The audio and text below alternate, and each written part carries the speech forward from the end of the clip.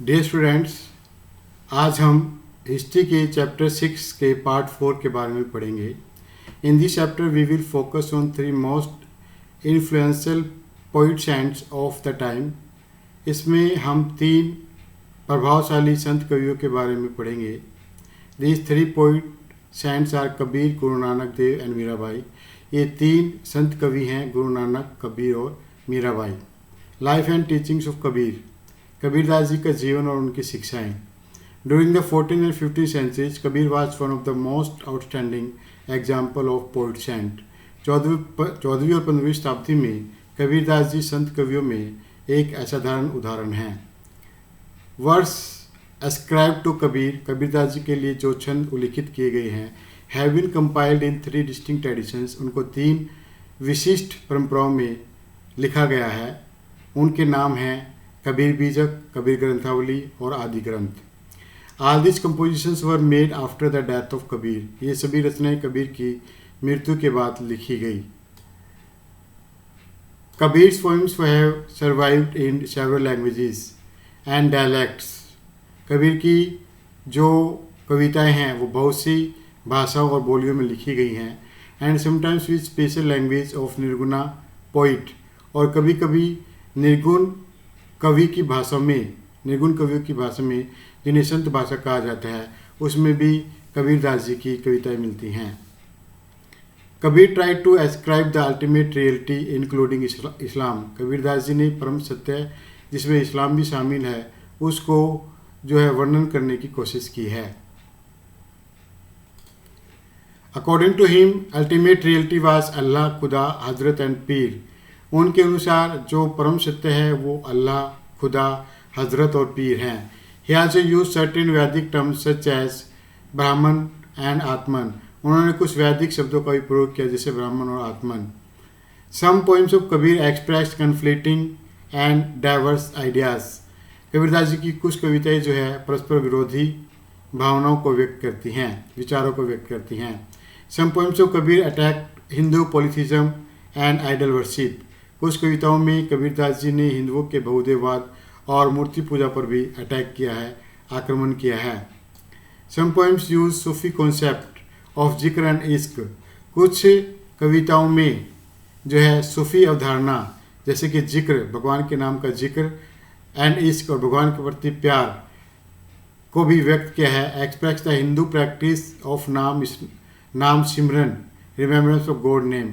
और उन्होंने हिंदुओं की एक मान्यता जिसमें लगातार भगवान का नाम जपना शामिल है, उसको भी अभिव्यक्त किया है।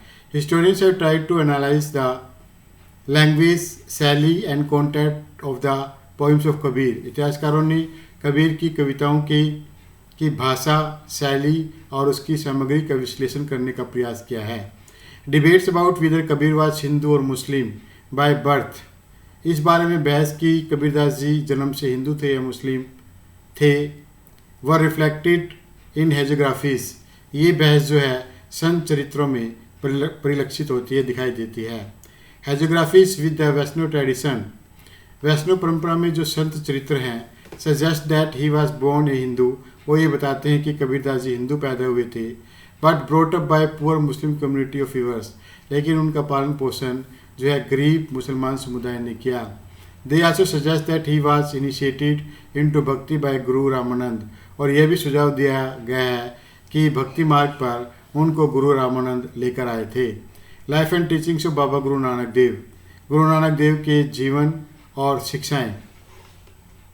बाबा Guru Nanak was born in village called Nankana Sahib in Punjab in 1469।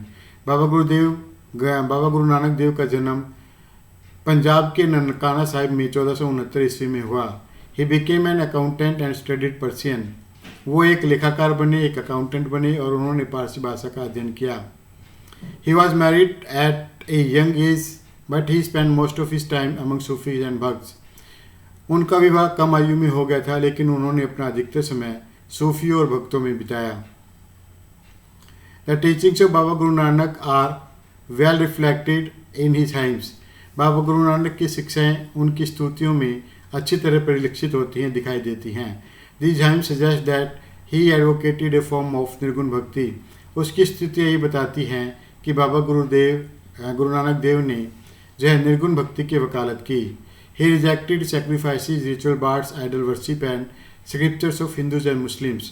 Baba Guru Nanak देव ने हिंदू और मुसलमानों के जो है बलिदान, धार्मिक स्नान, मूर्ति पूजा और धर्म ग्रंथों का विरोध किया, उनको अस्वीकार किया।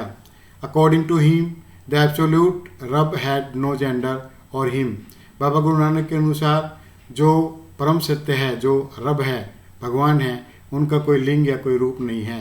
ही express his ideas through hymns called shabad. उन्होंने अपने विचारों को जिस माध्यम से व्यक्त किया उसे शब्द कहते हैं, और ये शब्द उन्होंने पंजाबी भाषा में व्यक्त किए। The language of the region, यह उस समय की क्षेत्रीय भाषा थी। And sang with different ragas, और उन्होंने अपने विचारों को, अपनी स्तुतियों को कई रागों में गाया। He organised his followers into a community and set rules for it. उन्होंने अपने अनुयायियों का एक समुदाय बनाया और उनके लिए नियम लागू किए। He appointed one of his disciple Angad. उन्होंने अपने एक शिष्य अंगद को to succeeded him and preceptor Guru. उन्होंने अपने एक शिष्य अंगद को अपना उत्तराधिकारी और गुरु नियुक्त किया। Guru Nanak did not want to establish a new religion. Guru Nanak देव कोई नया धर्म बनाना नहीं चाहते थे। Hymns of Guru Nanak are called Gurbani. गुरु नानक देव जी की जो स्तुतियाँ हैं उनको गुरबानी कहा जाता है। And composed in many languages, और उन्होंने ये स्तुतियाँ कई भाषाओं में लिखी हैं। Life and teachings of Mirabai. Mirabai का जीवन और उनकी शिक्षाएं। Mirabai was the best known women poet within the bhakti tradition. Bhakti परंपरा में मीराबाई सबसे जानी मानी कवित्री हैं। She was a Rajput princess from the Merta in Marwar. वो मारवाड़ के मेरता की एक राजपूत राजकुमारी थी। She was married to a prince of Sisodia clan of Mewar against her wishes. उसका विवाह उसकी मर्जी के विरुद्ध मेवाड़ के सिसोदिया वंश के एक राजकुमार से हुआ। She defied her husband and not submit to the traditional role of wife and mother. उसने अपने पति की आज्ञा की अवहेलना की और उसने एक पत्नी और माँ की परंपरागत भूमिकाओं को मानने से इनकार कर दिया। She recognized Krishna the avatar of Vishnu as his lover. उसने भगवान कृष्ण को, जो विष्णु के अवतार माने जाते हैं, उनको अपना प्रेमी मान लिया था, अपना पति मान लिया था। Her in laws tried to poison her. उसके ससुराल वालों ने उसको जहर देने की कोशिश की। But she escaped and lived the wandering singer. लेकिन वह बच गई और वह एक भटकती गायिका के रूप में गा गा कर अपना जीवन बिताने लगी। Composing songs with intense expression of emotion. वह भावनाओं के आंतरिक अभिव्यक्ति से गीत गाती थी और लिखती थी। हर मोस्ट फेमस प्रिसेप्टर गुरु वास रैदास। उनके जो प्रसिद्ध गुरु थे उनका नाम रविदास था। ए लेदर वर्कर्स, जो एक चमड़े का काम करते थे, यानी कि चमार थे। It shows her defines the norms of caste society. इससे पता चलता है कि उन्होंने समाज के जाति नियमों की भी अवहेलना की। She had donned the white robes of a widow. उसने एक विधवा के सफेद वस्त्रों को धारण किया। And the saffron robe of the renouncer, और एक सन्यासी के केसरिया वस्त्रों को भी धारण किया। Aldous she did not attract A sect और ग्रुप ऑफ फॉलोअर्स। हालांकि उसने अपने अनुयायियों का कोई संप्रदाय, कोई संघ नहीं बनाया। She has been recognized as a source of inspiration for centuries. वह शताब्दियों तक प्रेरणा स्रोत के रूप में पहचानी जाएंगी।